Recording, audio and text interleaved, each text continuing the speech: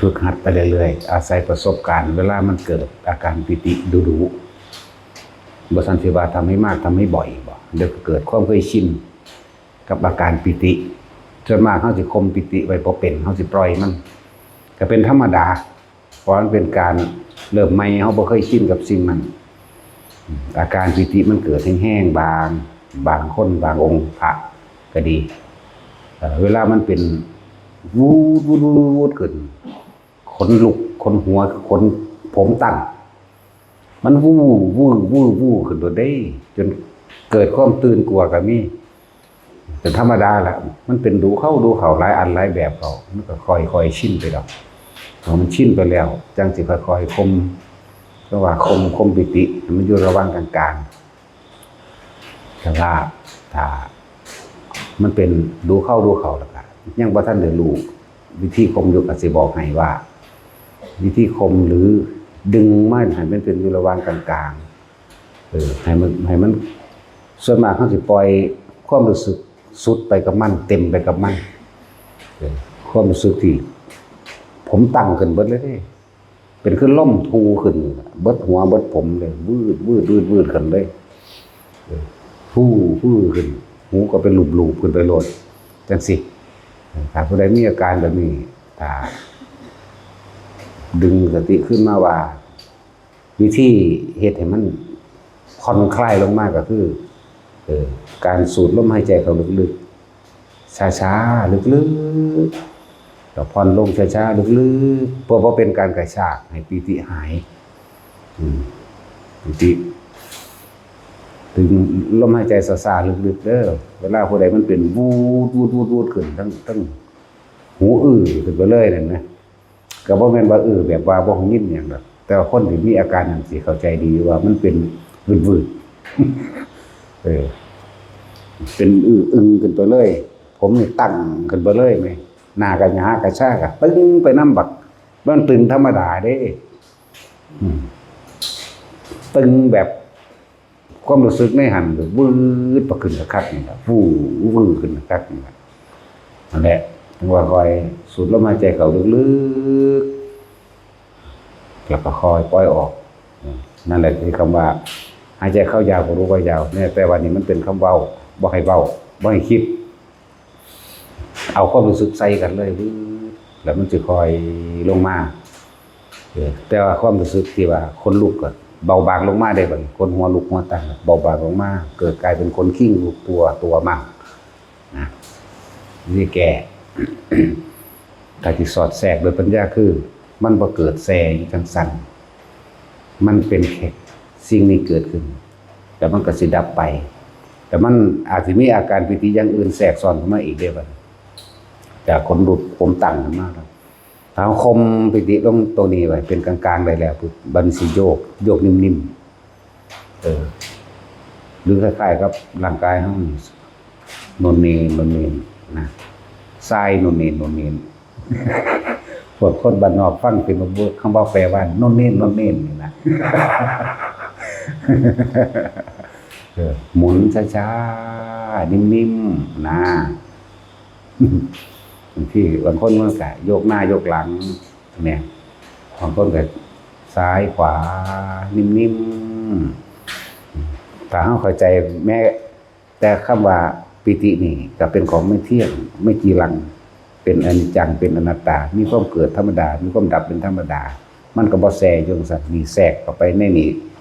ไอ้ตัวปัญญามันเลยว่าก็แทรกเข้าไปบ่เป็นคำเว้าหรอกแต่ว่าจะเป็นอันใดอันหนึ่งที่เป็นตัวรู้ตัวบอกของเขาเองนั่นแหละอันหนึ่งวิธีแก้ตัวนี้แก้ก็ว่ามันแก้หรอกแต่ว่าให้ทุกคนทำความเข้าใจแต่แทรกซ้อนเข้าไปโดยมีปัญญาเน็บเข้าไปเลยก็คืออนิจจังอนัตตานั่นแหละ บางมือมันก็บ่ได้เป็นคือต้องเข้าใจบางครั้งในมือเดียวก็เป็นดังหลายแบบหลายอย่างแน่ซ้ำนี้ก็พ่อเข้าใจแล้วว่าอนิจจังอนัตตาเป็นจังไดว่ามันบ่จีรังยืนว่ามันบ่เที่ยงว่ามันมันก็เกิดกับดับแค่นี้แน่มันก็บ่แซ่ไปจังซี่เนาะนี่แต่ตัวรู้ก็รู้บอกในหั่นล่ะบอกในเฮาเองนั่นแหละถ้ามันเกิดจากจิตเฮาเอาเองดอกอันนี้เฮาบ่เป็นผู้คิดผู้นึกแต่ว่าถ้าเฮาคมปิตินี่ไว้แล้วมันสิเกิดกลายเป็นคือจังเป็นตัวบอกเฮาเอง รู้หรือบอกเฮาเองนั่นแหละอีกแบบนึงบางที่ก็บ่เป็นคนลุกวือๆแบบนี้บางที่นิ่งเข้ามาเรื่อยเป็นยาวๆเป็นลมหายใจยาวๆเด้ฟืดเป็นศอกก็มีเด้ออาจบางที่ก็เป็นใสเหมือนน้ำบางที่ก็เป็นขาวเหมือนควันไฟควันยาสูบขาวๆวืดเข้าวืดออกดังฟิตๆพร้อมก็มีปีดฟีดแบบนี้บางที่ก็เป็นแสงประกายแป๊บๆๆๆก็ไปเขาออกก็ต้องสนใจให้ฟังดีๆว่าให้เห็นซื่อๆให้ฮู้ซื่อๆจะไปแทรกแซงโดยการคิดว่าเกิดขึ้นจากหยังมีหยังนั่นๆนี่ๆถ้ามีความคิดเข้าไปแทรกแซงแล้วกล้าและกลัวก็เกิดขึ้นพอใจก็ไม่พอใจก็เกิดขึ้นนั่นเองนั่นแหละจังว่าเบิ่งมันว่าธรรมดามันเวียงออกข้างข้างก็มีเด้แต่มันเป็นเวียงซ้ายเวียงขวามันตรงมั่งก็มีเวียงซ้ายเวียงขวาก็มีบางคนสิไปกำหนดว่ากูสิกำหนดให้มันเป็นจังได๋น้อนี่คือแพ้มันแล้วบ่ทันกลมันแล้วกลแห่งวิจิกิจฉาความลังเลสงสัยนั่นแหละสงสัยว่ามันเอาแบบใดกันแน่นะนั่นแหละมันเลยออกมาออกได้บัดนี้ออกจากจิตตั้งมั่นนั่นแหละออกจากฌานนั่นแหละแต่ก็บ่ยากดอกดึงกลับเข้ามาใหม่แค่ลมหายใจเข้ามาใหม่ของพวกนี้แก้บ่ยากมันบ่เป็นตาย้านมันบ่คือเห็นผีผีก็แม่นผีจริงดอกเป็นผีปลอมผีจิตทั้งจิตเฮานึกขึ้นมาเอาเองดอกอันนี้ผีที่คนที่คือความย้านบาดกลัวสั่นเล่นอยู่ทั้งในอยู่แล้วเวลามันเข้าอารมณ์รู้สึกว่าวังๆเว้งๆเป็นวังเว้งเข้ามาแล้วตั้งๆสิพุทธขึ้นมาเองดอกบ่แม่นผีจริงผีความคิดเฮาแหละอันนี้ก็เห็นซื่อๆอย่างนึงเด้อนั่นแหละแต่สิเทียบนั่งกาลีโสนกุติกันนกะนั่งกาลีซึ่งเป็นลูกศิษย์ของพระกัจจายนะบ่ทันได้แม่นพระกัจจายนะดอกเว้ยบ่ทันแม่นบ่ทันได้เกิดพระกัจจายนะแล้วก็เป็นคนที่กรุงราชคฤห์นี่แหละแต่เราไปได้ผัวอยู่เมืองอุเชนีบ่ทันได้เกิดพระกัจจายนะพันเกิดหมายถึงบ่ทันได้มีเราสิออกลูกตามธรรมดาในสมัยตะกี้ว่าคนจะกลับมาออกลูกบ้านเกิดแต่ของเองผู้เป็นแม่นั่นแหละมื้อนั้นเป็นมื้อที่พระพุทธเจ้าแสดงธรรมจักรกับปวัตตนสูตรแม่นแหละนั่นแหละนางการีโสนกุติกันนกะแล้วคณะที่เราพักอยู่ในเฮือนสิเตรียมตัวออกเดินทางนั่นแหละพุทธเจ้าแสดงธรรมเรียบร้อยแล้วแล้วก็ยักษ์เรียกว่าสาตาหิราติยักษ์นี่แหละบัดนี้ในมื้อนั้นก็เลยสาตาหิราติยักษ์ก็บรรลุโสดาบันจากการได้ยินได้ฟังจากพระพุทธเจ้านั่นแหละก็เลยมาตามหาหมู่ตามหาไอ้ยักษ์อีกตัวนึงสว่างได้ลืมหมดละสว่างได้ก็สร้างแมงดอกเนาะ ลืมละที่พอเข้าเว้าดูๆเนี่ยนะอิทธิมันโตชุติมันโตเนี่ยอันนี้สาตาคิราติกับอัน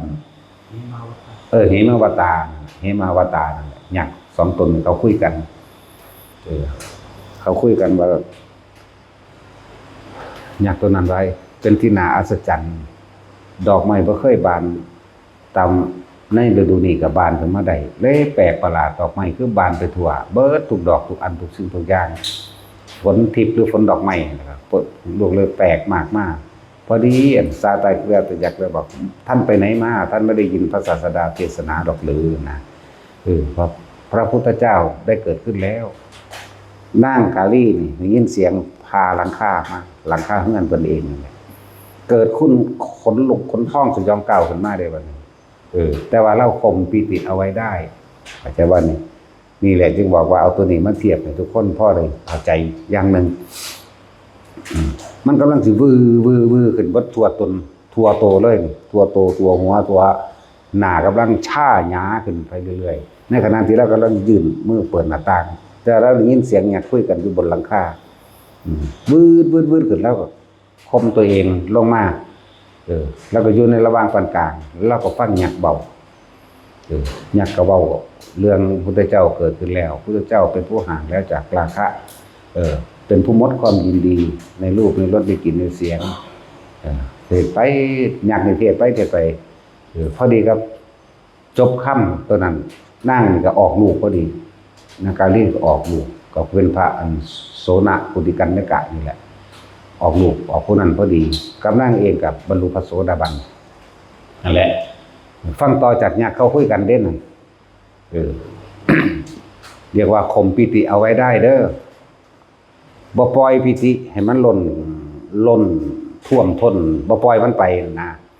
เพิ่นกำลังสิเดมือปิดหน้าต่างหรือเปิดหน้าต่างนี่แหละพอได้ยินเสียงยักษ์ปุ๊บปิติได้เกิดวืดขึ้นเล่าดึงตัวเองลงมาจากการนั่งธรรมดาแล้วก็นิ่งอยู่กับลมลาวกับความรู้สึกเล่าอันเป็นกลางๆนั่นแหละ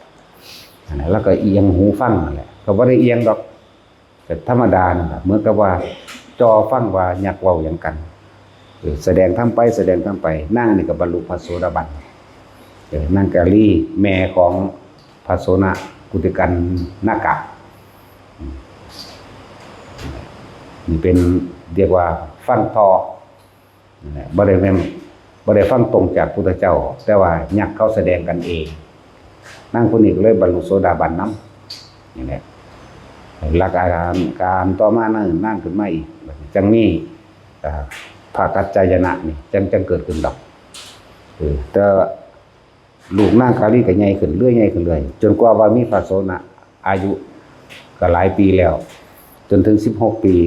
พระโสนไปบ่แม่นพระอันกัจจายนะไปอยู่เมืองอุเชนีแล้วจังฝากลูกชายไปเป็นศิษย์ลูกชายคือโสนกุติกันนกะนี่แหละนั่นแหละแต่สมัยตะกี้พระน้อยเวลาสิบวชต้องอาศัยพระ20 รูปเด้ตะกี้นี่ได้ว่าล่ะนั่นแหละเพิ่นกับบรรลุธรรมในหลายขั้นแล้วล่ะจังว่าจนถึงเวลาบ่ได้บวชจักเทื่อรอกับบวชเป็นเณรล่ะสักก่อนทีแรกต่อมาจนกว่าได้พระมาครบเพิ่นก็เลยได้บวชเป็นพระเมื่อได้บวชเป็นพระแล้วพระกาจระจังทรงเพิ่นมาเพิ่นจะเห็นพระพุทธเจ้าจักบ่ล่ะจะเห็นพระพุทธเจ้าพระโสนกับพระกัจจายนะนี่ก็เลยบอกทางให้ว่าไปแบบนั้นแบบนี้แม่เพิ่นก็เลยฝากของไปพร้อมเป็นผ้าที่ตั้มด้วยมือของเพิ่นเองแต่ว่าล่ะนั่นแหละแล้วถ้าได้ยินได้ฟังธรรมอันใดขอให้พระคุณเจ้านี่ลูกเพิ่นนั่นแหละได้มาแสดงให้แม่ฟังนำเด้อนะนั่นแหละก็เดินทางมาบัดมื้อนั้นก็เลยพระพุทธเจ้าบอกพระอานนท์นี่แหละว่า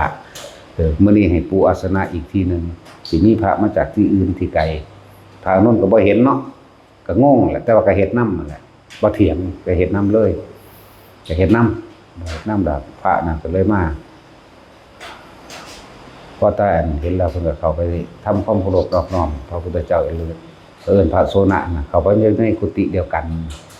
เพิ่นก็เลยบอกว่าให้พระโสนนั้นแสดงธรรมให้ฟังว่าอาจารย์ของเธอได้สั่งสอนสิ่งใดแน่นะแต่ว่าก่อนที่แสดงเพิ่นก็เอาผ้าที่แม่เพิ่นตำหูกมั่งถวายกับพระพุทธเจ้าเฮ็ดเป็นที่ร่องนั่งมั่งเฮ็ดเป็นแนวกั้นเพดานมั่งเฮ็ดเป็นม่านหน้าต่างมั่งแต่ว่าเป็นที่น่าอัศจรรย์เสียงระหว่างการสนทนาธรรมกันพระโสนกับพระพุทธเจ้าสนทนากัน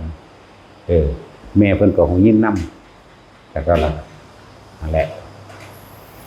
พระโสนก็เลยลองสารพันเดี๋ยวว่าถ้าว่าตะกี้ก็แสดงธรรมแบบสารพันนะพวกเขาซุมื้อว่าลองสารพันมันอีกทำนองนึงนั่นแหละหมายถึงว่าเพิ่นไปจดจำคำสอนต่างๆจากพระกัจจายนะผู้เป็นอุปชฌาย์เพิ่นมาแล้วเพิ่นก็มาว่าเพิ่นจดจำธรรมสิ่งใดๆแน่เพิ่นก็เลยแสดงแก่พระพุทธเจ้าฟังส่วนแม่เพิ่นขนาดอยู่คนละเมืองราชคฤห์กับอุเชนีนั่นบ่ก็คงยินนำกันบัดนี้พระพุทธเจ้าแสดงธรรมต่อแม่เพิ่นบรรลุธรรมขั้นสูงขึ้นเด้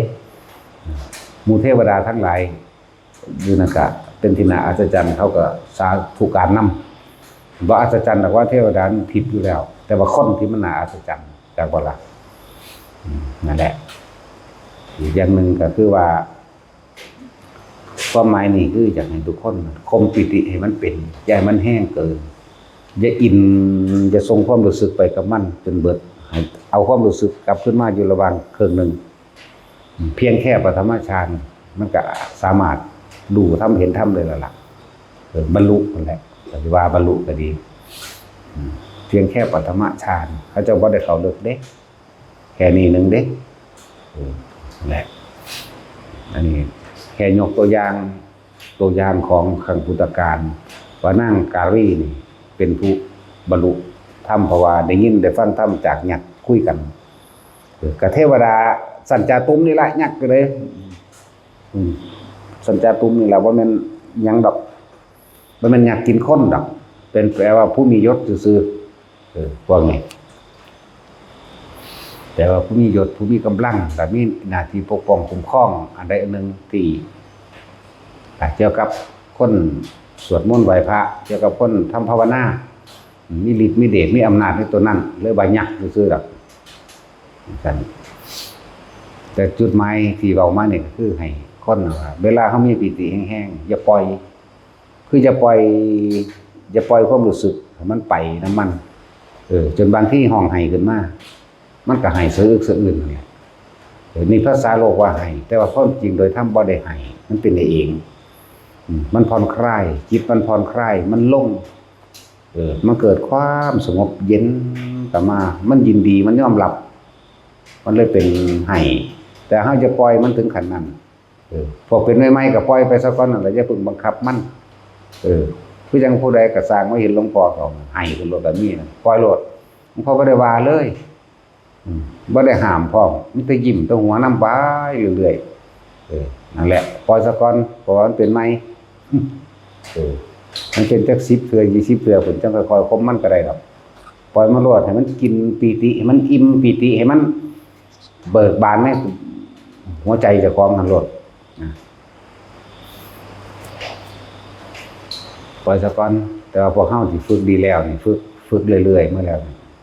อย่าพยายามเพราะว่าปิติมันน่ะมันบ่แม่นแค่ว่าหายากเด้มันหลายกว่านั้นเด้ตำราก็ว่าหายากคุตกาปิติคณิกาปิติภรณาปิติอุพงคาปิติโอกันติกาปิติอันอื่นๆมันบ่มีชื่อ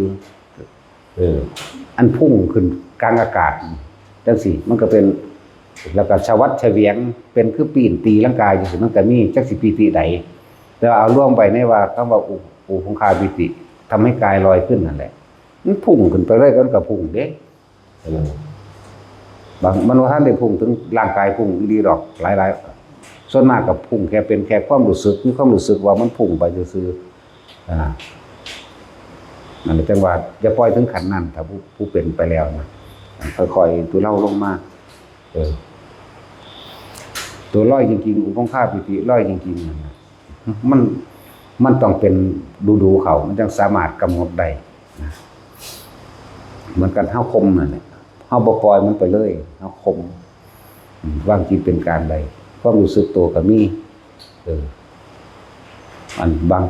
หลายคนที่เป็นส่วนมากสิปล่อยวือไปเลยนั่นน่ะแต่เป็นคนหัวลูกสู้ๆปล่อยวือไปเลยมันเป็นคนหัวลูกธรรมดาเลยผมตั้งสังหลังขึ้นวืดขึ้นแล้วก็ให้เข้าไปก็มีเด้จึงบอกว่าสูดลมหายใจเด้อเวลาผู้ใดเป็นแบบนั้นสูดลมหายใจเข้าลึกๆแต่ช้าๆเด้อวืดขึ้นแล้วปล่อยออกซ่าๆวืดขึ้นคือจะตัดมาเลยทีเดียวคือจะกระชากใบจะกระชากแล้วก็เบิ่งมันสิอ่อนลงมาบัดก็เหลือแต่ขนลุกขนพองสยองก้าวธรรมดา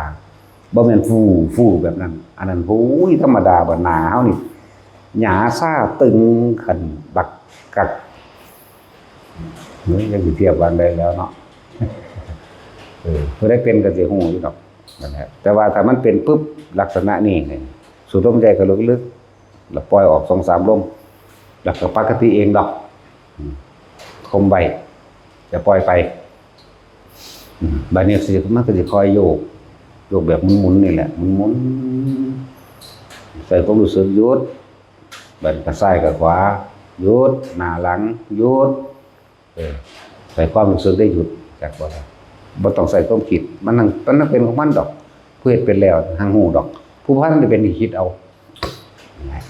รู้แต่ถ้ามีปัญญาแทรกซ้อนคำว่าอนิจจังอนัตตาเกิดขึ้นมาเองดอกอันจังซี่รู้ก็มาเอาเองดอกนั่นแหละ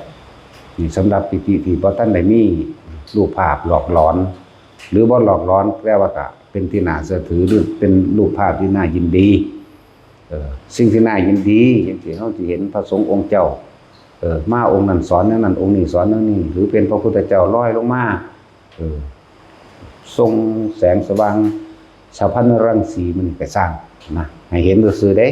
บ่ได้ไปยึดไว้จริงไว้จังเด้อย่าให้สิ่งทั้งหลายเหล่านั้นเบี่ยงเบนความสนใจมันสิออกจากความตั้งมั่นออกจากสมาธิเบิ่งไปเรื่อยเพิ่นแสดงไปเรื่อยแม้คำพูดที่พระองค์แสดงก็ไม่เที่ยงเกิดดับนี่ให้ลงมองนี่เด้บางที่เพิ่นหายไปแล้วเพิ่นก็บ่แซ่อยู่ซั่นเกิดดับพระองค์นั้นมาพระองค์นี้มาเกิดดับนั่นแหละอย่าให้เบี่ยงเบนเข้าไปอินกับอันนั้นก็ได้อย่าปล่อยอารมณ์เข้าไปให้มันสุดให้มันลึกหรือให้มันไปอินกับคำบอกนั้นเป็นจริงเป็นจังจนถึงขั้นว่ามาจดไว้หรือพยายามท่องจำนี่ตนเองสิหยุดบ่ต้องให้รู้ซื่อๆนั่นแหละจึงบอกว่าจะไปให้สิ่งทั้งหลายเหล่านั้นเบี่ยงเบนความตั้งมั่นของเฮาได้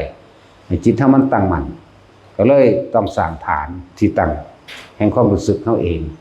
ฐานที่ตั้งแห่งจิตเพื่อทำให้จิตตั้งมั่นสมาธิก็ว่าไปเน้นตัวนี้ยันบ่เข้าใจน่วงอยู่นี่โลดไผก็ดีนะน่วงอยู่นี่ผู้อยู่หัวก็อยู่เลยเด้อนึบนาบอันนี้บ่น่วงเป็นคือเอามือเศร้า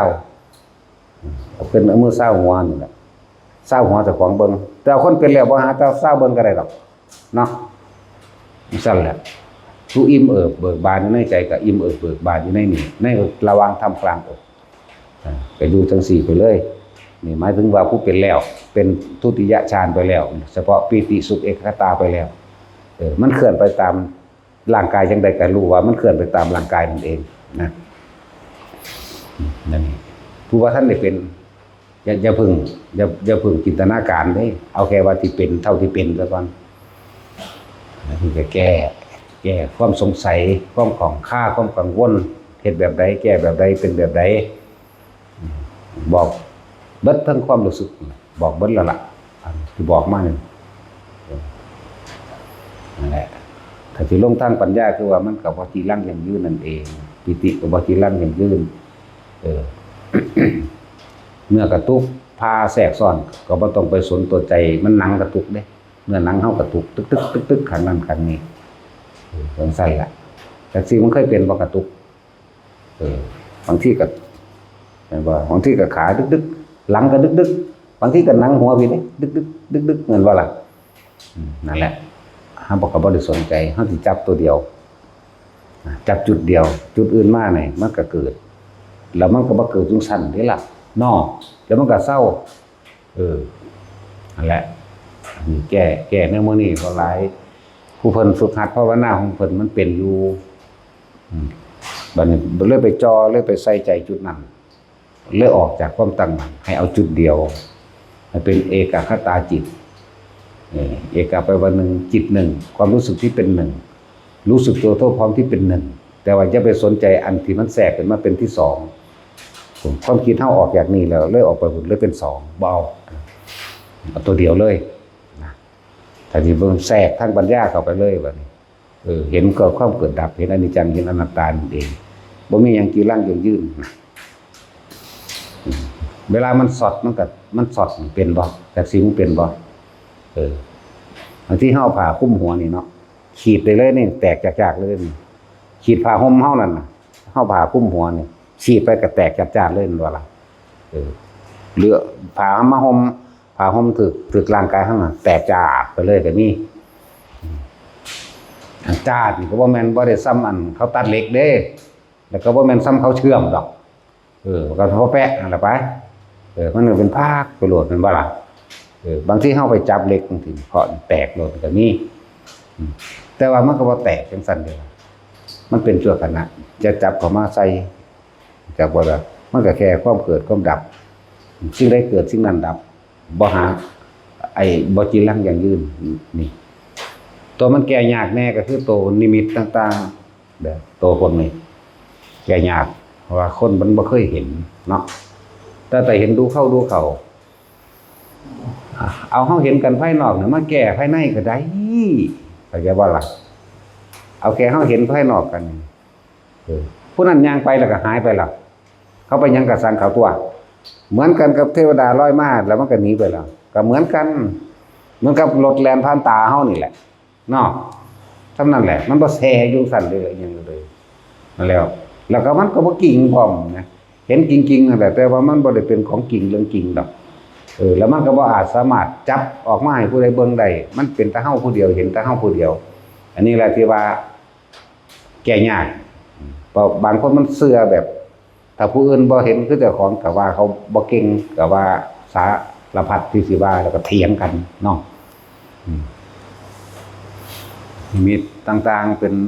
ป็นเรื่องเป็นเล่าไปเลยนี่อย่ายากแก้ยากเด้อถ้าเข้าใจดีแล้วก็บ่ยากเพียงแต่ว่าไม่ควรนำเข้ามาคิดถึงใหม่เข้าใจป่ะล่ะบ่ควรนำเข้ามาคิดตึกตองว่าจริงหรือว่าจริงเด้เรื่องเล่านั้นภาพนั้นมันก็หายไปแล้วก็จบแล้วเด้อล่ะเพราะว่าหยังถ้าเข้าใจคำว่าเรื่องเล่านั้นหายแล้วมันก็แค่เกิดกับดับแล้วกลับมาอยู่กับลมนึงเด้แค่นี้กลับมาอยู่ลมมันก็เป็นปัจจุบันตัวเป็นสติระลึกรู้สึกตัวในปัจจุบันขณะอันตัวอันนั้นบ่ได้รู้สึกตัวในปัจจุบันได้มันยังไปนึกตึกตองใครเพราะว่าเอาสินำไปแก้ไขอันนั้นสินำไปปรับปรุงอันนี้บ่มีนี่แหละหรือว่าออกจากความตั้งมั่นวันไหวแต่ว่าจิตที่ถูกโลกธรรมกระทบแล้ววันไหวพวกนี้แยกบอกพวกไม่วันไหวก็จังนึงเด้มันก็แค่รู้ซื่อๆรู้ไปนะ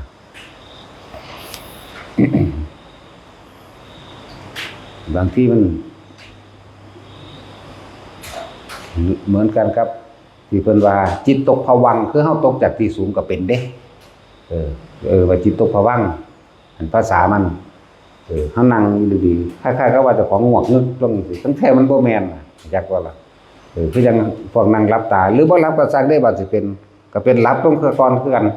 หลับลงวูบลงบาดเดียวสะดุ้งขึ้นมาไปคิดหาอาการไปคิดหาว่ามันคือหยังนี่ผิดเด้อวูบตึ๊บขึ้นมาเข้าลมหายใจปั๊บโลดนี่วิธีแก้มันเด้อเพราะมันไปคุ้มไข้ควรนั่นแหละจะไปแซ่อย่างอยู่ในอดีตเมื่อกี้เนี่ยอดีตหน้าที่เมื่อกี้นี่แม่แล้วไปแซ่แล้วไปหาเหตุผลคือหยังนั่นนี่คือเป็นเมิดคือเป็นดำๆคือเป็นวูบนั่นแหละ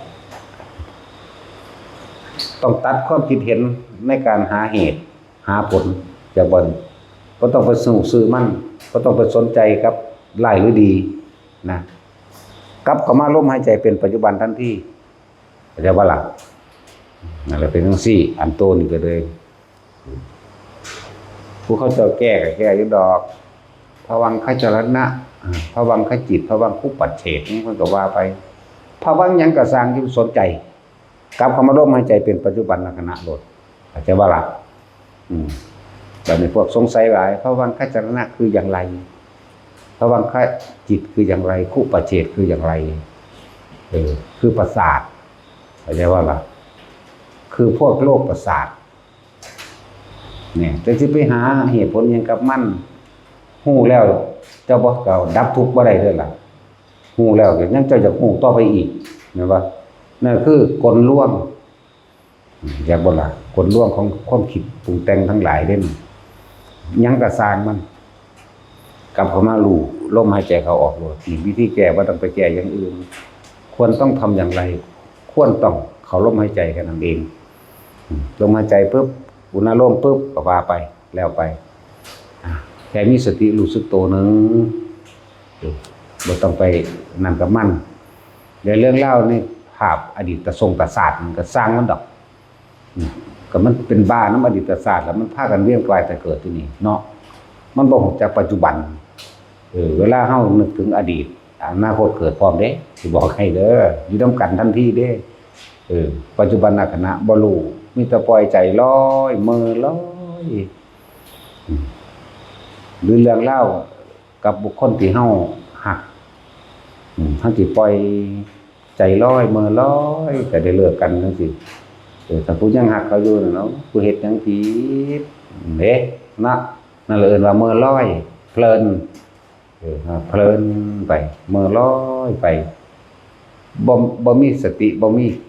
ความรู้สึกในกายเอิ้นว่าบ่มีวิญญาณกันได้คนพวกนี้บ่ฮู้สึกโตเจ้าของเลยว่าเจ้าของมีวิญญาณบ่ฮู้ปล่อยลึกไปกับอดีตแต่ตายตอนนั้นอนาคตคือหยังเอาก็บ่ไปนรกโลดนั่นอันนั้นแล้วพวกมือพวกลอยไปเพลินไปคนเฮาคิดถึงอดีตเบิดนั่นแหละคิดถึงอนาคตบ่ได้ดอกเพราะมันบ่ทันได้เกิดแม่นบ่คิดถึงอดีตเราอยากให้มันเป็นแบบนี้เรื่องอนาคตนั่นน่ะในคณะกินโดดอยู่2อย่างนี่อดีตอนาคตอนาคตอดีตแต่เอาอดีตไปเป็นอนาคตปรุงแต่งอยากให้มันเปลี่ยนไปนั่นแล้วนี่อยู่ซอนี่แต่ว่าบ่ฮู้ปัจจุบันนี่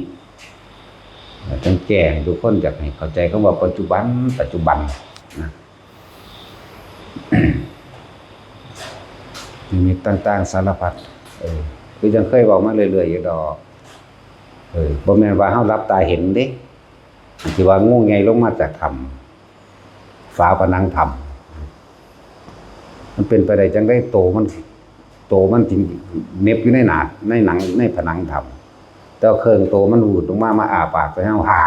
อยู่น้ำลายป่งใส่น้ำหนาก็ฟุ้งตัวนั่นเป็นแค่ความรู้สึกบ่จริงดอกแต่เฮาบ่คิดเดี๋ยวเบิ่งอยู่เดี๋ยวเบิ่งแบบบ่คิด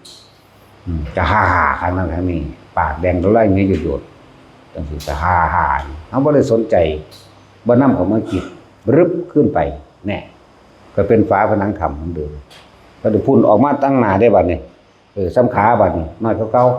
ๆเอามาเฮาก็มาเกี่ยวขึ้นเกี่ยวพี่กอดไปกอดมาถูไปน้ำหน้าน้ำตาเฮานี่แหละเฮาก็บ่ได้สนใจก็หายไปเดี๋ยวบัดนี้ตัวน้อยๆคืองูอีหลีได้บาดนี่แม่มันของจริงหรือบ่ของจริงก็บ่คิดจักว่าล่ะซ้ำโปรตีนซ้ำดำมีดำผ้านี่แหมนี่จากใหญ่แล้วมากลางแล้วมาหน่อยลงเห็นมันมาหอดมันยกข้อโบใส่กันเลยเขามาไกลเขาไม่มันแต่ว่ามันบ่คิดหยังดอกแต่ผู้ท่านได้เป็นกันบอกว่าเกิดมาตายว่าแห้งแล้วคือบ่โสใส่โลดอยู่กับลมอย่างเดียวใช่ป่ะล่ะผู้ว่าท่านได้เป็นอาจจะเจอเหตุการณ์จังซี่กันเมื่อแต่มันงูอีหลีกัดตายก็ให้มันตายโลดเนาะมันบ่ตายตอนนี้มันก็ตายมื้ออื่นอยู่มั้ยแม่นว่าสัตว์บ่ตายปีนี้ก็ตายปีหน้านี่มั้ยเข้าใจคำว่าสละตายเข้าใจคำว่ายอมรับความจริงตามความจริงว่าทุกคนเกิดมาต้องตายแน่เบื้องต้นแห่งโสดาบันทำตัวยอมรับความตายบ่ตายมื้อนี้มันก็ตายมื้ออื่นเนาะนี่แหมเบื้องต้นแห่งโสดาบันคือยอมรับความตายนึงเด้ในขณะนั้นมันบ่ได้คิดว่าสิไปฆ่างูหรือคิดสิไปลักไปปล้นไปจี้ผู้ใดมันก็เป็นศีลอยู่ในขณะนั้นแหละศีลที่บริสุทธิ์อยู่เลยคือในหูดังเฮานั่นแหละอยู่ในลมหายใจเฮานี่แหละจักบ่ล่ะตอนเฮาอยู่กับลมหายใจมันคิดหยังอยู่บ่ล่ะมันบ่ได้คิดเด้มันคิดคือมันออกจากลมแม่นบ่ซั่นแล้วถ้ามันตายตอนมันตายมันตัวดีบ่ได้ได้ฮอดอรหันต์บุขณะนั้นคือเบาอีกแล้วนั่นจักบ่ล่ะนั่นแหละแต่ว่าผู้ว่าท่านได้เป็นบ่ท่านได้เคยเห็นอาจจะถ้าเฮาบ่โสถ้าเฮาบ่ตัดตายถ้าเฮาบ่ยอมรับความตายมันขามยากอยู่เด้อเข้าใจบ่ล่ะต้องยอมรับมันถ้ากูบ่ตายมื้อนี้กูก็ตายมื้ออื่นอยู่แม่ภาษาความตายสิไปหาญาติมันเฮ็ดหยังแน่ยินดีแล้วก็ยอมรับกับความตายโลดปล่อยมันเลยแต่สงสารดีบ่ดีงูกัดบ่เข้าตัวเนาะถ้าเป็นงูดีก็ดีแท็กซี่มันต้องแล่นหาคอนใส่มันเลยแม่นบ่ตาสินนี่ตายตั้งแต่งูใหญ่ลงมาพุ่นล่ะตาสินทั้งสั่นแหละย่านด้วยท่านคนย่านเลยย่านกระตายคือเก่าแหละก็สิย่านเฮ็ดหยังนี่ก็เหตุการณ์นึงปล่อยเลยมันก็เข้ามาคือสิกัดนี่เด้ล่ะก็บ่ได้กัดก็ธรรมดาอยู่บ่มีอีหยังแล้วมันก็ไปของมันเองก็ลอยหนีออกหน้าถ้ำบ่ได้หายแบบเด้ลอยออกไปเหมือนตัวใหญ่ซ้ำเสานี่เนาะ ก็รึบขึ้นผนังถ้ำเหมือนเดิมปัดตัวซ้ำขามันก็ร้อยหนีไปคือเก่าตัวงูซ้ำดำมีดำผ้านี่มันมาเกี่ยวเห็ดปุ่นเห็ดปีใส่แล้วมันก็ออกนี้เป็นหน้าถ้ำคือเก่าอยู่ดินั่นสั้นแล้วครับธรรมดาเนี่ยมันนี่นั่นแหละแต่อาการปีติต่างๆที่เกิดขึ้นกับกายหลายๆคนก็ยังสงสัยถิ่มบ่ได้อยู่ทั้งที่เขาเน้นเว้ยอยากว่าแทบทุกวันที่แก่ความสงสัยเหล่านี้จากวันเกือบทุกมื้อเด้ที่แก่เรื่องนี้แต่ยังมีคำถามมาทุกมื้ออยู่สุขย้อนฟังอันนั้นเป็นหยังเนาะกูก็จะเว้าอย่างอื่นอยู่ได้สูกูให้แต่กูเว้าตันเก่าหลายเลยกูก็ข้ามเว้าเรื่องอันเก่ากูก็จะเว้าอันใหม่อยู่แหละบางที่เป็นคือเอามือแช่น้ำแข็งมาจับไหล่เฮาจับแอวก็ตามจับขาก็ตามอย่าสนใจนึกคิดอยู่กับลมอยู่กับอันนี้อย่างเดียวบางที่มันก็บ่แม่นว่าอยู่กับลมอย่างเดียวลมบ่มีคือเฮาบ่ได้คิดถึงลมแต่ว่ามันอยู่อุณาโลมเลยหรืออยู่กับความนิ่มนวลกลางหัวเลยจังซี่แม่นสิเย็นจ้วยเข้ามานี่ก็ซ่านคือเอามือแช่น้ำแข็งนี่จับนี่เอามาแตะเอามาเปะอย่างที่ไหมวื้อเย็นขาเย็นแผ่นหลังก็แล้วแต่เหมือนกับมือจับไหล่เฮาสิตะซางอยู่กับอุณาโลมเลยบ่คิดหยังนี่เป็นชั้น2อยู่แล้วจักว่านั่นแหละมันต่างๆหน้าสารพัดที่เกิดขึ้นนะเพียงแต่เฮาระงับดับความคิดอะไรมันก็บ่หวั่นไหวเองทำให้บ่อยมากแล้วก็เกิดค่อยชินมันก็ตั้งมันของมันตั้งมันของมันจนถึงขั้นปัญญาก็เกิดขึ้นมาแทรกซ้อนขึ้นมาเองดอกมันเกิดขึ้นมาในเจ้าของเองเป็นตอบเป็นถามเป็นถามเป็นตอบของตัวเองแต่ว่าเฮาบ่ได้ตอบเฮาบ่ได้ถามแต่ว่าเฮารู้มันซื่อๆผู้ใดเคยเป็นเรื่องนี้นะก็สิฟังแล้วเอาไปดัดแปลงด้วยตนเองนั่นแหละผู้ใดเคยเป็นเรื่องนี้ตั้งแต่เรื่องของยืดขึ้นนี่ก็ตกใจละคนนั่นบ่ล่ะโตเฮานี่นะโตเฮานี่วื้อขึ้นทางที่ย่านท่านไปตำหลังคาสังกะสีก็มีได้อันแต่เฮานั่งอยู่ในกุฏเนาะในกุฏหรือในเถียงหน้าแม้ในห่มไม้ก็ย่านมันไปตำงาใหม่ก็มีได้ออกซ้ำหยุดปั๊บโลดเด้ความคิดพาแทรกนิดหน่อยเท่านั้นปั๊บโลดบัดนี้จะเป็นอีกบ่เป็นนั่นแหละอันที่เป็นประเภทว่าเหมือนกับเฮาไปหมุนไปตีลังกาบางที่กลางอากาศบางที่เป็นเห็นเจ้าของไปหายใจในน้ำก็ได้จริงไหมอย่าไปคิดแทรกซ้อนน้ำมันเด้อปล่อยเบิ่งมันไปโลดอันนี้มิดนี่มันอยากดึงไปเร็วอยู่อันนี้มิดต่างๆที่เห็นเป็นเรื่องเป็นล่าหรือเป็นตัวเองแสดงลงไปในน้ำมันหรือไปตามหรือเหาะจังซี่นะพวกเดินจงกรมก็เป็นเด้อบ่แม่นแต่ว่าเป็นตะนังเด้เฮานั่งนี่เฮาบ่ได้ถ้าตะกี้หลับตาโอ้มากมายมหาศาลอันหลับตานี่จังว่าบ่ค่อยเอาอันตัวหลับตามาค่อยเว้าปานใดเพราะมันเยอะมากอยากเอาเฉพาะตัวมันมื่นตาโดดมันต้องมีสติพอขนาดนั้นมันยังเผลอไปอยู่เด้นั่นมันยังเผลอบ่มีความรู้สึกตัวมันก็ยังไปอยู่บ่มีความรู้สึกตัวไปตามเรื่องตามเล่าบ่ต่างจากหลับตาก็ยังเผลอไปตั้งแต่มื้อนั้นมาก็บ่เผลอดอกตั้งแต่ถึกแสงกูมันมาบ่เผลอเลยบาดเผลอจังไดมันสิแสบขึ้นมาโลดจริงหรือว่าจริงก็สร้างแต่ว่าเฮามันแบบนี้นะชื่อพยายามบ่ออกจากความรู้สึกตัวในกายแค่นี้อยู่แค่นี้แหละจะไปเห็นมาจริงๆแล้วครับมันบ่ได้เฮ็ดหยังดอกแต่พวกเฮาจะพวกเฮาเนี่ยเอาตามความรู้สึกตัวซะก่อนจนว่ามันปล่อยเอาเองจนว่ามันว่างเอาเองจนว่ามันเอาเองนั่นแหละจนว่าเฮาบ่ได้เฮ็ดหยังอีกแต่ว่าเฮามีแต่รู้กับรู้นะรู้ซื่อๆเด้บ่แม่นรู้โดยหยังล่ะตะกี้มันหลงเพราะว่ามันบ่รู้สึกโตเลื่อนหลงไปซะหลงรู้ก็ว่าหลงว่าเจ้าของรู้จักว่าบ่ได้ว่าบ่ได้รู้ว่าเจ้าของหลง อันเดียวกันนั่นแหละหลงว่าเจะของรู้เลยบ่รู้ว่าเจะของหลงอันเดียวกันเด้ออันนี้เห็นยังก็สร้างมันสิบ่นำเข้ามาคิดนี่เห็นก็ตามได้ยินก็ตามได้กลิ่นก็ตามเป็นธรรมดาเด้อคนที่เห็นใหม่ๆเป็นใหม่ๆก็อาจจะนำมาคิดหาลายหาดีหาถูกหาผิดอยู่แต่เป็นรู้เขาทำมากๆบ่อยๆแล้วมันก็สิคลายออกมันเองดอกคือเฮาคิดอันใดอันหนึ่งนั่นแหละคือเฮาได้ของเล่นใหม่นั่นแหละกับคือยังสะอื่นสะอ่อนอยู่บัดเล่นไปเล่นมาความเคยชินอันนั้นก็ทิ่มเอาเองเด้สิว่าเบื่อบ่เบื่อก็จังซั่นแหละเนาะจนสิทิ่มเอาเองดอกนั่นแหละได้ก็สู่ประสบการณ์คนผู้นั้นเป็นบ่ได้หรอกเป็นไงมันก็ตื่นเต้นอยู่แล้วก็จะเว้าให้หมู่ฟังอยู่แล้วเนาะมันจะมีจังซั่นจังซี่อยู่นั่นแล้วอยากไปทางพิเศษอยู่เด้นั่นแหละหลงรู้หลงความรู้รู้จริงกับรู้จำถ้ารู้จริงเราทิ่มแต่รู้จริงบ่ทิ่มก็อย่างหนึ่งเลยจะรู้เหมือนกันแต่คนหนึ่งปล่อยคนหนึ่งไม่ปล่อยแต่ก็ได้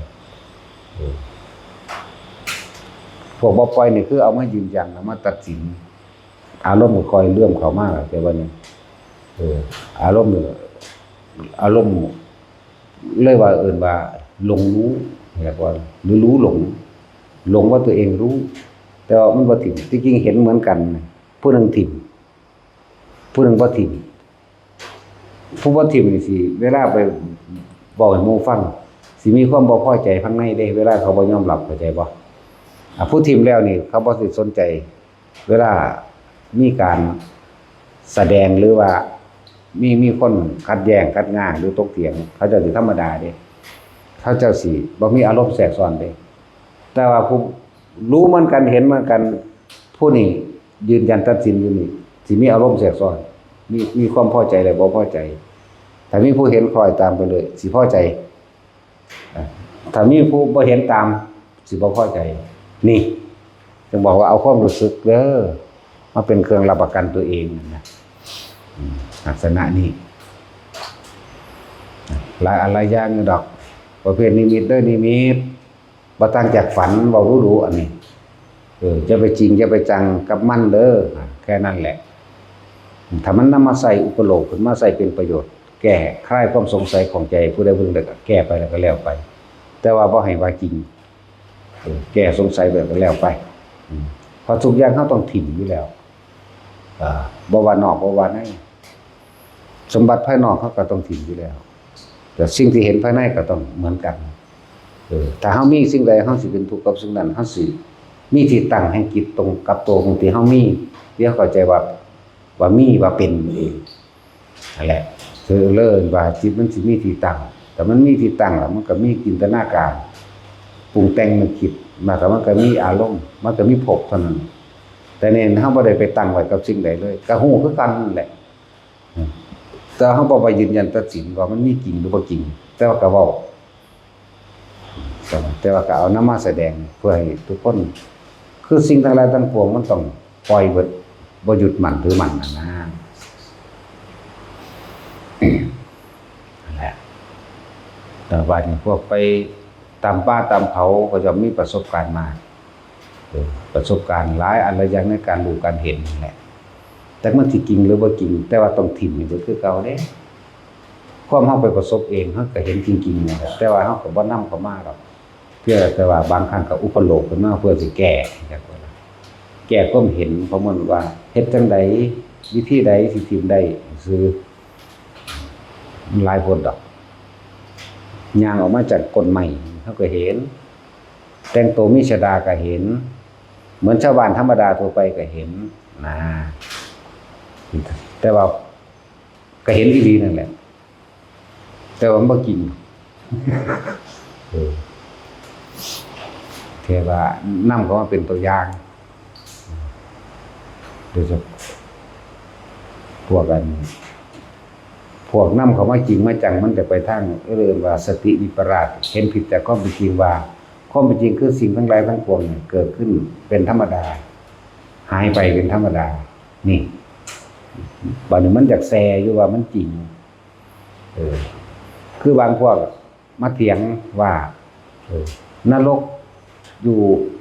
ยังจังหวัดเลยว่าซ่านกับพวกเจ้าไปทางเห็นอยู่หันซื้อมันบ่ได้อยู่หันดอกมันอยู่ทุกหม่องแหละเรียกไปว่านรกนี่อยู่ใต้จังหวัดนั่นอำเภอนี่ก็ว่าไปมันด่าเฮาอีกนรกก็อยู่ในใจสูนั่นแหละแม่นว่าซั่นสวรรค์ก็อยู่ในอกนรกก็อยู่ในใจจะบ่ล่ะหรือว่านั่นแหละเขาเห็นนั่นเขาก็ไปยืนยันว่าต้องอยู่ตามนั้นบางที่ไปฟังหลวงปู่จันทราเทศมาเด้เนาะหลวงปู่จันทราเทศว่าโอ้ยสวรรค์จังนั้นจังนี้อยู่ตรงนั้นอยู่ตรงนี้บ้างหรือนรกอยู่ตรงนั้นโอ้ยมึงบอกมาเนี่ยกูจักแล้วแต่ว่าก็ให้กำลังใจกันเป็นธรรมดาดีละ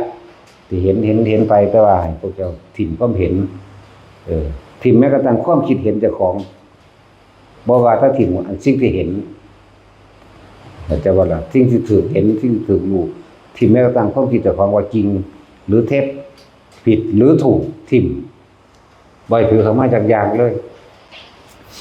นั่นแหละถิ่มขนาดนั้นแหละ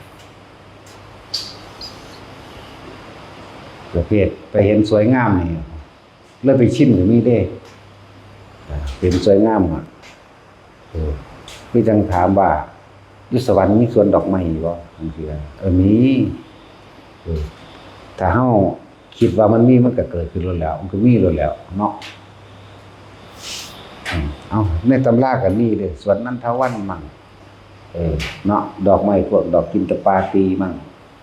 แต่สวนยังอีกแน่ละมันหลายอยู่หรอกสวนนั่งวิสาขานะอยู่สันจาตุมมีอยู่มีอยู่สันใดก็มีถ้าเขาคิดให้มันมีเนาะพวกนั้นเป็นของที่มันเกินจากเหมือนกันกับที่เขาถามว่าเทวดาแต่ละองค์เทพบุตรแต่ละองค์คือมีเทวดานั่งฝ่าเป็นบริวารอะไรแต่มันเกิดขึ้นจากใดมันมีคนติดตามมักเฮาหลายปานนั้นบอกมันบ่ได้เกิดนึกสั้นมันเกิดขึ้นจากบุญบุริแค่เฮานึกมันเป็นมันก็เป็นโลดเข้าใจว่าล่ะเราเปรียบเทียบคือโลกมนุษย์ง่ายๆคือเฮาอยากนอนนำอีนี่เฮาก็แก้ผ้าออกอารมณ์เฮาก็เกิดโลดรูปราคะที่แรกพอใจในรูปร่างลักษณะท่าทางอีอันนี้บัดเฮามานอนนึกฝันน้ำมันกระทั่งที่มีสติรู้สึกโตดีๆเฮายังจินตนาการจากนอนกับมันจากเอาทานันทานีก็ยังเป็นได้เป็นอรูปราคะก็บ่ได้มีรูปแต่ว่าเสพกับสิ่งเหล่านั้นได้เข้าใจบ่ล่ะเดี๋ยวว่าแท็กซี่มึงเข้าใจบ่นี่แต่ตีมึงบ่ทันได้เมียมึงก็ยังคิดนอนน้ำมันเนาะแม่นบ่ล่ะสั่นตัวนั่นแล้วเป็นทางเทวดามันก็เป็นสั่นคือกันมันบ่หลายเป็นน้ำปานนั้นดอกถ้าสองคนมันก็ตีกันบ่แห้งหรอกบ่ได้ยอมรับกันง่ายๆเด้เลื่อนว่าเสกหรือโดนบันดาลมันเป็นเสกหรือโดนบันดาลน้ำไผเด้มันเกิดขึ้นจากความนึกของเฮาเองบุญญาฤทธิ์ก็ว่าไปแต่ว่าอยากได้แบบนี้มันก็ได้พุ่นเด้ถ้าไอ้หยังอันเทวดาต่อท่องผู้ใดสิไปมักมันเด้อนี่เนาะมันมีบริวารนางฟ้า700มันนึกได้ซำนั้นเข้าใจบ่ล่ะนึกได้ซำนั้นสุดกำลังมันแล้วแต่ความจริงไผสิเอามันเด้อมันเมาเหล้าเมายาอยู่ซั่นว่าหาเลี้ยงลูกเลี้ยงเมียเป็นตัวไผสิเอามันเนาะคือว่ามีนางฟ้าเป็นบริวารถึง700ว่าซั่นเกิดขึ้นจากความนึกของมันเองเด้อเหมือนกับเฮาสิกินอาหารบ่มันไปนั่งกินเด้มันก็คิดอิ่มไปเลยเด้เข้าใจบ่ล่ะแต่ที่เขาเจ้าวาดไว้ว่าอาหารแบบควันกรุบอยู่คือของใหม่อยู่เลยเขาเจ้าวาดให้มันเป็นรูปธรรมเพื่อให้คนเข้าใจแบบนั้นซื่อๆดอกบ่ซั่นมันบ่มั่นใจแต่บ่ว่าจังซั่นแต่บ่วาดรูปจังซั่นแต่บ่ว่าตั้งแบบนั้นคือมันบ่สูญหายไปไหนในความหมายเหมือนกันกับคนใส่ตะเข่าบ่ใส่กลับสิได้กินกลับบ่อยากว่าล่ะสิได้กินน้ำบ่สิมีกลับกินน้ำบ่มันบ่เป็นแบบนั้นใส่ตะเข่าก็สร้างมันก็อิ่มทิพย์ไปเลยมันอิ่มไปเลย อิ่มไปทั้งน้ำทั้งกลับนั่นแหละคือจังเฮามาร่วมสร้างศาลากับเพิ่นสร้างกุฏิวิหารจังซี่เฮามีอยู่10 บาทเพิ่นมีบาทหนึงก็รวมมันก็เป็นหลังของมันเลยบ่แม่นว่าซื้อตะกระเบื้องสิได้ตะกระเบื้องเนาะซื้อตะสังกะสีสิได้ตะสังกะสีบ่เป็นแบบนั้นมันเต็มหลังกันมาเลยว่ามันออกมาจากความรู้สึกที่เฮาอยากให้อยากสร้างพี่มันเต็มหลังกันมาเลยคือเราเรื่องทิพย์ๆเทิบๆมันก็ดี มันเรื่องไกลตัวโหดเว้ยเนาะพอเรื่องเฮาใกล้ๆกันนี่โลดเดี๋ยวสิว่าเฮาขายสวรรค์อีกล่ะขายสวรรค์พรหมโลกอีกล่ะที่ทำบุญมาทั้งเบิดนี่บ่ได้เอาหยังเด้บ่ได้เป็นหยังเด้ความเพื่อสิเอาสิ่งที่เฮาทานไปนี่มาเทียบว่าเฮายังมีความรู้สึกว่าเป็นของเฮาอยู่บ่ก็จะบ่นี่ยังมีความเห็นแก่ตัวอยู่บ่พี่เด้บ่ได้ว่าสิเอาหยังเป็นหยังเด้นี่จุดหมายสูงสุดของมันคือปล่อยวางบ่ได้เอาบ่ได้เป็นพร้อมสั่นแล้วถ้าได้เว้าความละเอียดละออของแต่ละอันแต่ละอย่างท่าน้ำซื่อๆบ่มีข้าวกินสิได้กินบ่มันอิ่มเลยอิ่มเบิดทั้งข้าวทั้งน้ำทั้งกลับนั่นแหละกิ๊กๆจักๆเนาะก็ยังว่านิพพานอย่างเดียวเลยกูนี่ บ่ได้มากิ๊กๆก๊อกๆหรือว่าหยาดน้ำจังซี่บางหม่องคือสอนว่าให้หยาดสั่นจังซี่มันก็บ่ผิดหรือว่าบ่ถูกดอกบ่ผิดบ่ถูกดอกแต่ว่าสิเว้าตามมันเพิ่นว่ามันขึ้นอยู่กับความตั้งใจของเฮาแม้บ่กล่าวคำใดก็ช่างเทียบในสมัยหนึ่งพอของคนผู้นั้นพอของพระองค์นั้นพระนี่เป็นสหธรรมิกกันจากว่ามาเยี่ยมพระกับพระเป็นสหธรรมิกแต่ผู้พรเป็นคนตาบอดพอของพระอีกวงหนึ่งที่บ่อยู่บ้านพระองค์นี่เดินทางมาเพราะว่าพระคุณเจ้าอาหารอยู่ในครัวเด้อให้ไปตักเอาโลดได้บุญบ่ได้แล้วบ่หาตั้งแต่ว่าบอกความหมายว่าได้ให้แล้วไปตักเอาโลดแน่จังซี่ก็ได้แล้วบ่หาแต่ถวายใส่มือบ่หาแต่ตักใส่บาตรจังซี่ก็ได้แล้วบัดนี้หรือพวกอุทิศบุญจังซี่แม่นพระสิเดมื้อรับหรือบ่เดมื้อรับก็จังขึ้นอยู่กับความตั้งใจเฮาว่านี่คือของคนที่เขาจะเอาเข้ามาลงครัวจังซี่แหมมื้อนี้ไปทำบุญหันกันหน้าแล่นเข้าลงครัวเลยพระฮอดบ่ฮู้จักหยังได้บ่ได้บุญมันเกิดจากผู้ให้ทีมันให้แล้วมันก็สงบไปแล้วจักบ่ล่ะเย็นไปแล้วสงบเย็นไปแล้วได้ไปแล้วนี่ต่างหากบ่ต้องกล่าวคำใดเลยก็ได้คือพวกเขาเจ้ามาถวายผ้าอาบน้ำฝนจังซี่บอกว่าเอาวางไว้หั่นแหละเขาเจ้ายังอยากติดชิ้นนั้นเก่าอยากว่าล่ะคืออยากกล่าวคำถวายผ้าเอ้าเพิ่นคือบ่รับแล้วเฮาก็วาจังซี่อันสิได้กล่าวคำใดบ่นี่บ่พวกเจ้าตั้งใจมาแล้วพวกเจ้าเอาวางไว้หั่นแหละแม้นว่าเพิ่นสิรับโดยเอามือแตะหรือบ่แตะก็สั่งเวลาเพิ่นสิใส่เพิ่นก็ต้องเอาปะอธิษฐานใส่คือเก่าแต่สิ่งที่พวกเจ้าตั้งใจมาถวายแล้วให้แล้วจบแล้วนั่นแหละจังซี่อันนึงหรือเอาอัน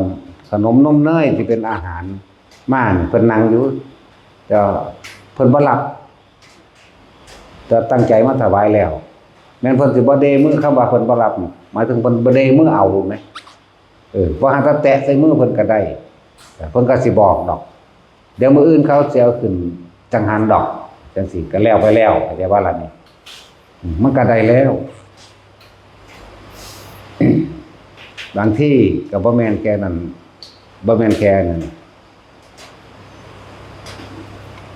บอกถวายของทั้งที่ของนั้นพระบ่เห็นอาจจะบ่ผู้หนึ่งย่างสวนทาง บอกว่าพระคุณเจ้าผู้ข้าขอถวายของแต่ว่าห้อยอยู่หันเดินก็เอาได้เข้าใจบ่นี่มีนิมิตหมายบอกว่าให้แล้วจังซั่นแหละก็คือได้แล้วเรื่องหยาดน้ำก็บ่ต้องกังวลดอกเด้อว่าบ่ได้หยาดน้ำสิบ่ได้บุญมันได้แล้วตั้งแต่เฮาตั้งใจให้ว่าเฮาได้หยาดน้ำประเภทหยาดน้ำบัดนี้สิบอกความกังวลให้ยากกวดน้ำยากสิรองน้ำหยาดอีกแม่นบ่กังวลฟ้าวตั้งแต่อันสิมาหยาดน้ำบางที่ก็แล่นหาอาจารย์ซะก่อนให้พระล่อยะถาเนาะแล่นหาอาจารย์มาล่องจังซี่แหละมันหยาดบ่ได้นี่อยู่ในอันฝืนในศาลาจังซี่เนาะบัดนี้มันกังวลฮอดว่าตอนเอาน้ำไปเทถิ่มเทใส่กกไม้เทใส่ใบไม้เทลงดินยันน้ำพ่อแม่สิได้กินน้ำคุณหรือเจ้าของสิได้กินน้ำคุณน้ำเปื้อนดินเปื้อนหยังโอ้ยสารพัดเอาแค่ตั้งใจโลดเด้อผู้ใดฟังอยู่นี่ก็ดีของนั้นให้ไปแล้วเหมือนกันกับพวกโอนเงินเข้ามาเพื่อสิทำทานแต่ทานแล้วมันเป็นบุญคือบ่อธิษฐานขอนั่นขอนี่ดอก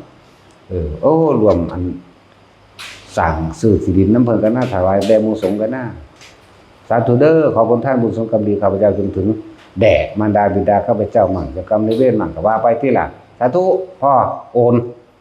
เนี่ยเพิ่นบ่ได้บายเด้อล่ะเพิ่นบ่ได้ไปจับเอาแต่มันก็ได้แล้วเข้าใจบ่ล่ะเลิ่นว่าบุญเกิดจากผู้ให้ไม่ใช่ผู้รับส่วนต่างคืออานิสงส์ต่างคือนั่นแหละแต่จะเว้าโดยละเอียดเข้าไปอีกท่านสัตว์เดรัจฉาน100 ครั้งก็สู้กับคนทุศีลแม้เพียงครั้งเดียวไม่ได้สร้างคนทุศีลคนบ่มีศีลคนพาลคนเห็นแก่ตัวยังก็แล้วแต่100 ครั้งก็สู้คนมีศีลครั้งเดียวไม่ได้ แต่ว่าบุญจริงๆเกิดจากผู้ให้ไม่ใช่ผู้รับอันนี้คำว่าสู้ไม่ได้เนี่ยหมายถึงว่าอานิสงส์มันต่างกันเข้าใจบ่ล่ะใช่ป่ะถ้าในสัตว์เดรัจฉานเข้าก็กินไปแล้วก็แล้วไป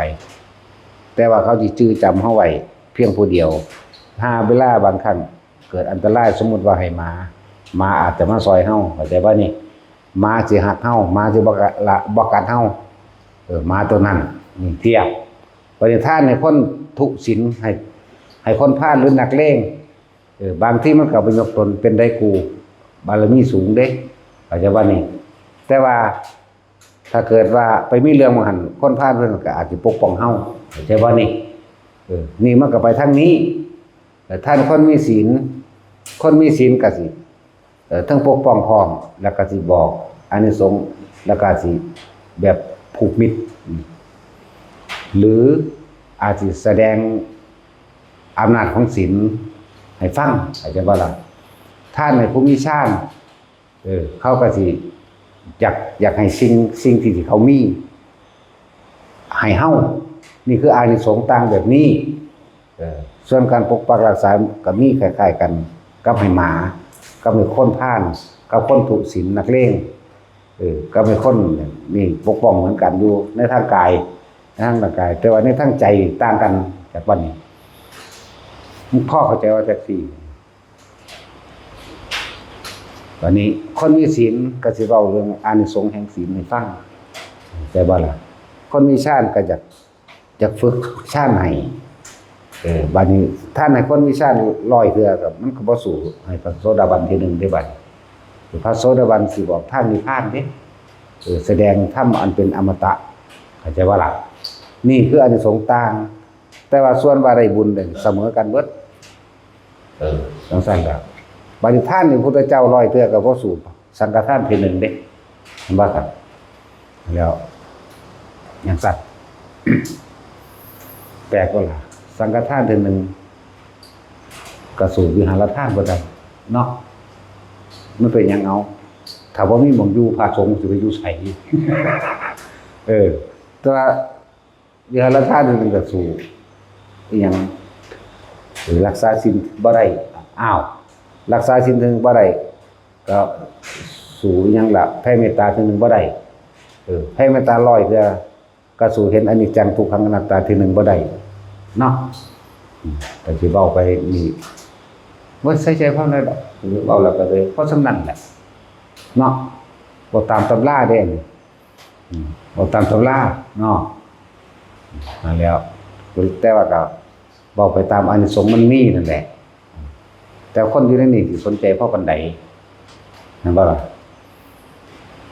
อันนี้เว้าตามตำราให้ฟังนำความจริงก็เปรียบเทียบให้ฟังพร้อมส่วนเฮาทานให้สัตว์หลายเอาจังหมาสิมันก็สิฮักเฮาเด้เนาะได้กินข้าวน้ำเฮาได้กินขาไก่น้ำเฮาดูมันก็ฮักเฮาเด้เวลามีอันตรายมันก็ช่วยเฮาเด้คนทานก็เหมือนกันแต่ว่าบางทีก็เยอะยิ่งขึ้นมาอยู่แต่ว่าบ่ทำลายเฮาอาจจะปกปักรักษาเฮาอยู่บ่ต่างจากหมาเนาะคนมีศีลก็ปกป้องเหมือนกันคนมีฌานก็ปกป้องเหมือนกันพระโสดาบันก็ไล่ขึ้นไปนี่คือความเสมออยู่อันนึงแต่อานิสงส์นี่แหละที่ว่ามันตั้งแบบนี้แต่ท่านบ่ถือไล่รวบลงไปเบิดสู่การเห็นอนิจจังทุกขังอนัตตาทีเดียวบ่ได้ทั้งหมดเลยเป็นท่านมีพุทธเจ้า5ล้านเทื่อก็เอาเถอะนะแต่ว่าจะบ่เห็นอนิจจังทุกขังอนัตตาจะก็เที่ยวเวียนว่าแต่เกิดอยู่นั่นแหละเนาะนั่นแหละนี่ไล่ให้ฟังซื่อหรอกไล่ตามพระสูตรฉะนั้นเอาอีหยังเฮาบัดเบาอีหยังจักอย่างเพราะสิ่งทั้งหลายทั้งปวงหาความจีรังยั่งยืนบ่ได้สิ่งทั้งหลายทั้งปวงมีความเกิดเป็นธรรมดาเสื่อมสลายเป็นธรรมดาบ่มีอีหยังที่มั่นคงหรอกเอาตรงนี้แต่ว่าบ่ได้เอาอยากว่าล่ะเห็นตรงนี้เข้าใจว่าล่ะให้เห็นตรงนี้ต่างหากสูงสุดตรงนี้สูงสุดคือบ่เอาหยังเลยแหละไล่มาแล้วคือบ่เอาหยังเลยได้บัดพอเข้าใจว่านั่นแหละมันสิไล่มาจังได๋ก็สร้างสู่อนิจจังทุกข์เห็นอนิจจังเห็นความเกิดดับแม้เพียงชั่วขณะไม่ได้เพราะว่ามันติดสุดเลยเพราะว่ามันสิบ่กลับมาเกิดอีกเลยแต่มันเห็นเขาจะเข้าว่าเห็นบ่ยอมรับบ่ถือเอาเขาจะบ่นี่ทั้งยอมรับทั้งบ่ถือเอาอันเดียวกันนั่นแหละยอมรับว่าบ่มีหยังจีรังยั่งยืนมีความเสื่อมแตกดับสลายธรรมดาเพื่อเฮายอมรับเฮาต้องพลาดจากสิ่งที่รักเป็นธรรมดาเฮายอมรับหม้องมันตายนี่เห็นบ่หักกันเพิ่งได้ก็ซั่นมันก็ตายตัวเขาตายเฮาบ่ให้เนาะนั่นเลยมันคือเฮายอมรับโดยคำว่าเป็นธรรมดาหรือธรรมดาเกิดกับดับคือเฮายอมรับว่าเฮาต้องจากกันสักวันหนึ่งจากกันแล้วก็ธรรมดาบ่มีการอะไรอาวรณ์เด้นี่ยอมรับแม้กระทั่งยอมรับว่าถึงข้าวกูตัวนี้กูต้องตายมันก็บ่ห่วงหยังแม่เดี๋ยวว่ายอมรับหรือเห็นความเกิดดับจนยอมรับจนบ่มีหยังสิมากังวลกับสิ่งใดอีกบ่มีนะเข้าใจบ่พญาคอนยอมรับบ่จังซั่นล่ะนั่นว่ายอมรับความเกิดเท่ากับยอมรับว่าตอนนี้แก่มีเจ็บมีปวดมีป่วยแล้วก็มีตายยอมรับบ่ทกเถียงจักอย่างเลยคือมันยอมรับบ่มีหยังสิมาลั่งมันได้ดอกเกิดแล้วก็ต้องไปตายนี่มันยอมรับนี่ว่ายอมรับคำว่ายอมรับนี่เอาว่าถ้าว่ายอมรับอยู่แต่ความจริงในเฮาจริงๆแล้วนั่นน่ะก็คือถ้ามีผู้ใดผู้หนึ่งที่เฮาหักตายความรู้สึกเด้อประกันตัวเองโดยความรู้สึกเด้อว่าเจ้ายังห่วงใยเจ้ายังอาลัยว่าเจ้ายังโศกเศร้าอยู่บ่นะซั่นแหละจังว่าเพิ่นบ่มีอารมณ์เด้พระอรหันต์จักว่านั้นเพิ่นบ่มีแต่ก็มีคนแทรกซ้อนเพิ่นคือให้เพิ่นจะให้เอาคือมีอยากว่าเนาะยังมาคุยบอกว่าท่านได้เป็นแต่กูบ่เป็นกูยังบ่คุยนี่ซั่นแล้วเขาบ่ฮู้จักคำว่าจิตที่มันประวัติตันติขึ้นมาดอกเขาบ่ฮู้จัก มันประวัติเป็นแบบใดมันอยู่ในส่วนลึกที่มันขึ้นมาแต่ว่ามันบ่มีแต่ว่ามันประวัติขึ้นมาคือคือพระอนุรุทธะว่าเป็นผู้อดทนในความแข็งแรงที่สุดแล้วในฝ่ายจิตตั้งมั่นแต่ว่านั่นนั่งน้ำตาไหลอยู่พระพุทธเจ้าตายจากว่าล่ะพูนมันฟรึบไปตั้งแต่ต้นแรกแห่งความปรารถนาว่าสิบรรลุอหย่างพุ่นเด้มันวึบแต่ว่ามันเร็วมากๆมันก็สะอื้นมันซื่อมันบ่ได้ให้มันบ่ได้ดีใจมันบ่ได้เสียใจแต่ว่ามันเป็นของมันแบบนั้นนั่นแล้วพระอนุนเพิ่นโสดาบันเพิ่นให้แล้วบัดนี้ก็เบิกอยู่ตั้งเป็นประวัติตั้งให้ด้วยพร้อมด้วยความเคารพด้วยความรักด้วยความเทิดทูนด้วยความบูชาได้บ่แม่นเสียใจเด้เข้าใจบ่นี่มันให้ไปทางอื่นมันแบบนั้นเด้ให้จริงๆนั่นล่ะเรื่องเพิ่นให้นั่นแต่เพิ่นก็ยอมรับอยู่แต่ว่ามันให้สะอึกสะอื้นไปเรื่อยแน่นั่นแหละเพิ่นถึงโสดาบันตอนนั้นนั่นแหละบัดนี้พระอรหันต์ให้บ่ก็จะไปเว้าเรื่องแบบเอาอารมณ์โลกมาใส่เลยเว้ยเนาะของเพิ่นออกนอกโลกล่ะเพิ่นอยู่เหนือโลกแล้วมันเป็นประวัติอันนี้บ่แม่นประวัตินายสินโสภาเกิดวันที่เท่านี้บ่แม่นประวัติแบบนั้นเด้ฮู้ยบ่จักบ่เข้าใจก็สร้างแมงหรอกเนาะเอาแต่ประธานกูศูนย์ละ